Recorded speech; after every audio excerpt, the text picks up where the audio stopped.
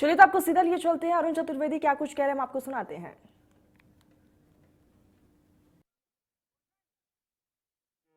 कमेटियों का गठन नहीं किया गया। कानून ये कहता है कि अगर 90 दिन में कोई निकाय का बोर्ड अपनी कमेटियों का गठन नहीं करता तो राजस्थान सरकार को अधिकार जाता है कि 90 दिन के बाद राजस्थान सरकार उन कमेटियों का गठन कर सकती है। जहाँ भारतीय जनता पार्टी शासित ग्रेटर नगर निगम में हमने उसी समय कमेटियां अपनी बोर्ड के माध्यम से बना ली, हालांकि उनमें भी सरकार के द्वारा लगातार बाधाएं खड़ी करने का काम हुआ। वहीं हेरिटेज में अभी तक कांग्रेस के विधायकों के आपसी संघर्ष के कारण समिति नहीं बनी और जो सरकार का दायित्व था वो सरकार ने उन दायित्वों का पूर्ण नहीं किया और नहीं पूरा करने के कारण से हुआ कि जो जनप्रतिनिधि या अपने प्रतिनिधियों के माध्यम से जितने काम होने चाहिए उनमें कोई भी काम नहीं होने के कारण जनता में पूरे तराई तराई का वातावरण इस सब के माध्यम से बना हुआ है।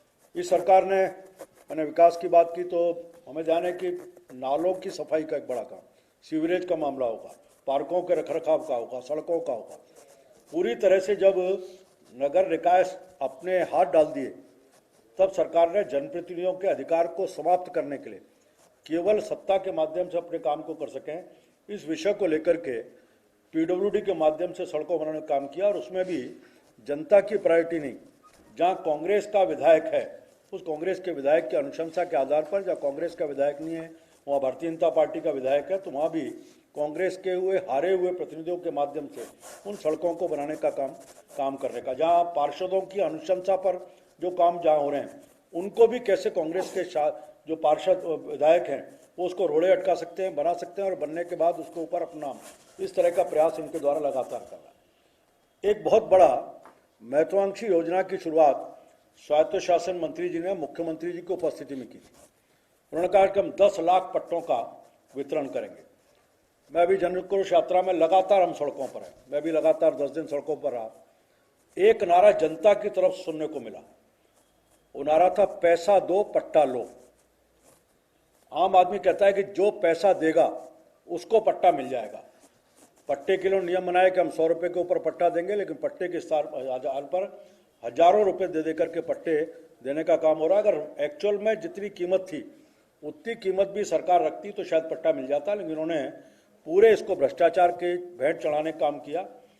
स्थान स्थान पर कांग्रेस के कार्यकर्ता विधायकों की शय के ऊपर इस पर चांदी कूटने का काम कर रहे हैं और आज मुख्यमंत्री स्वास्थ्य मंत्री के बार बार घोषणा के बाद भी, क्योंकि पैसा जो नहीं दे सकता उसको पट्टा नहीं मिलेगा, आज भी आंकड़ा इनका 10 लाख से कोसों दूर है।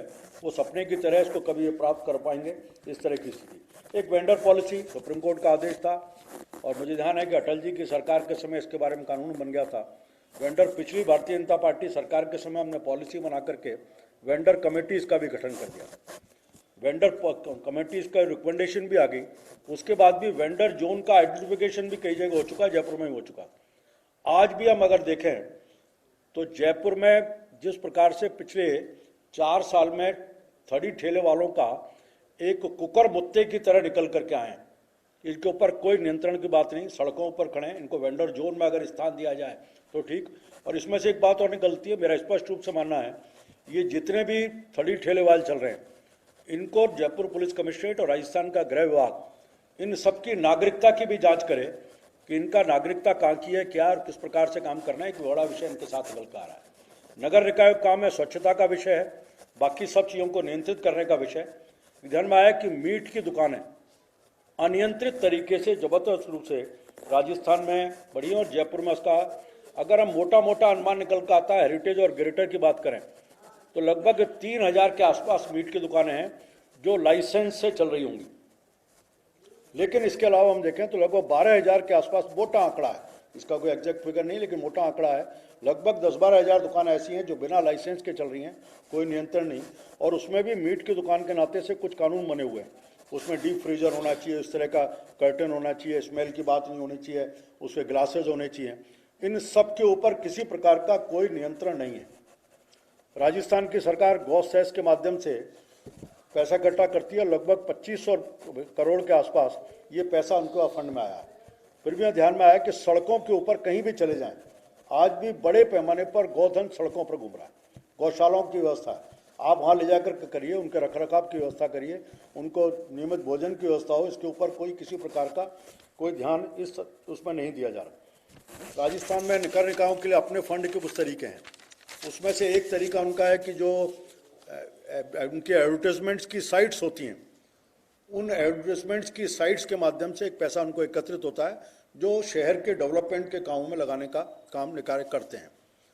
पहले 1 साल के लिए उनको टेंडर हुआ जो एजेंसीज थी, फिर कोविड के कारण 1 साल और बढ़ाया, आज बढ़ते बढ़ते 4 साल हो गया।